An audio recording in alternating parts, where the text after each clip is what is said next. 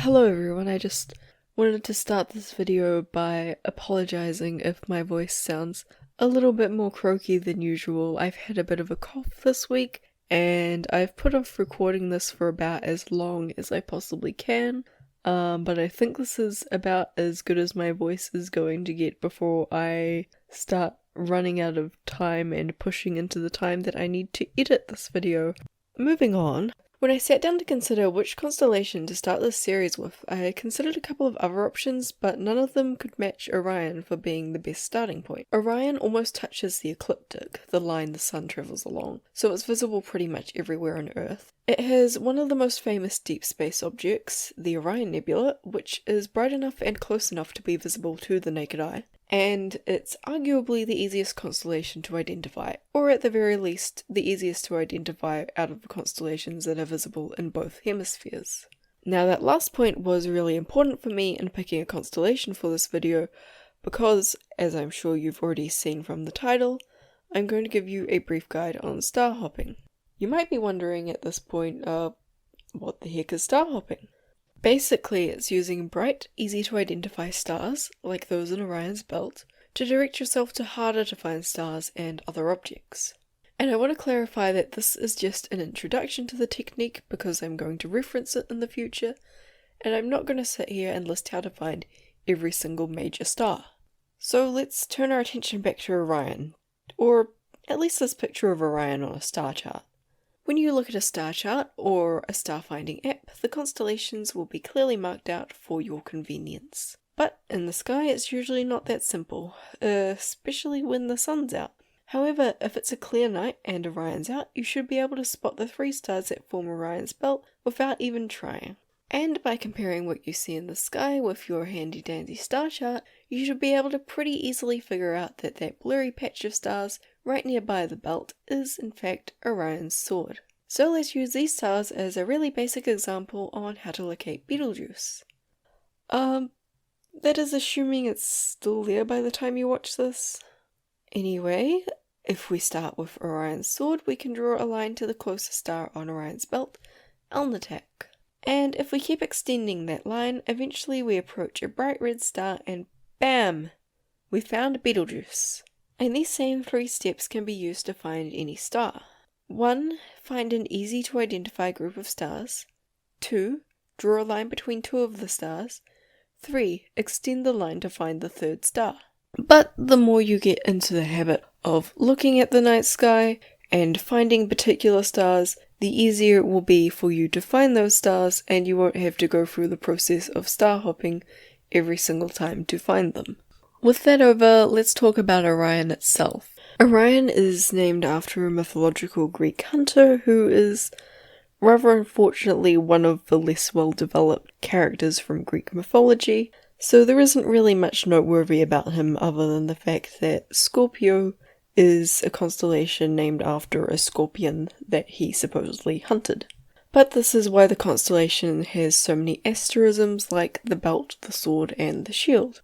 Fortunately, where Orion lacks much mythological content, it makes up for it with a rich display of nebulae. Because it contains the Orion Molecular Cloud Complex, try saying that 10 times fast, which is basically a large cluster of nebulae. The most famous, of course, being the Orion Nebula, the most well-documented nebula. Like many other nebulae in the complex, it's a stellar nursery. The brightest of its stars are in its centre in the Trapezium cluster, which was discovered by Galileo in 1617. The 5 brightest of these stars are all at least 15 times the mass of the Sun. Because the stars are so young and so large, they produce a lot of solar wind. So the Orion Nebula has a hole in the middle where all the dust is being pushed away by the stars. Orion is also home to the massive Barnard's Loop, which is between 100 to 300 light years across and covers most of Orion. Just like Orion's nebula, Barnard's Loop is also visible to the naked eye, although much fainter, so you need to be somewhere really dark to see it. Also like the Orion Nebula, Barnard's Loop emits light because its atoms are excited by light from the stars in the Trapezium cluster. To clarify, electrons orbiting an atom can only have certain amounts of energy, and prefer to have the lowest possible amount. When an ultraviolet ray from a star hits them, it's like being struck with lightning, and they suddenly have too much energy and separate from their atom. Eventually, they run into another atom that's missing an electron and release their excess energy as light to join their new atom. That's the light we see from these nebulae. And the stars in a trapezium cluster are releasing enough energy to do this to 50 light years away, at the lowest estimate. Orion also has a third famous emission nebula, the Flame Nebula, but it's illuminated by its own star-forming region. Orion also has a couple of particularly interesting reflection nebulae. The first, M78 or NGC 2068, is made out of several clumps, each of which is its own star-forming region.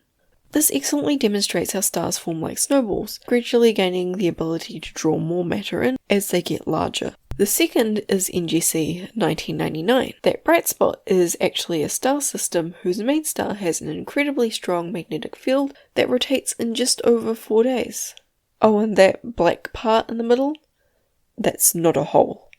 It's actually an absorption nebula made out of so much black dust that in 2009, an infrared telescope designed to look through absorption nebulae was pointed at it and still only saw black. The Horsehead Nebula is also an absorption nebula in Orion, and it kinda looks like a horse's head, and that's the only interesting thing about it.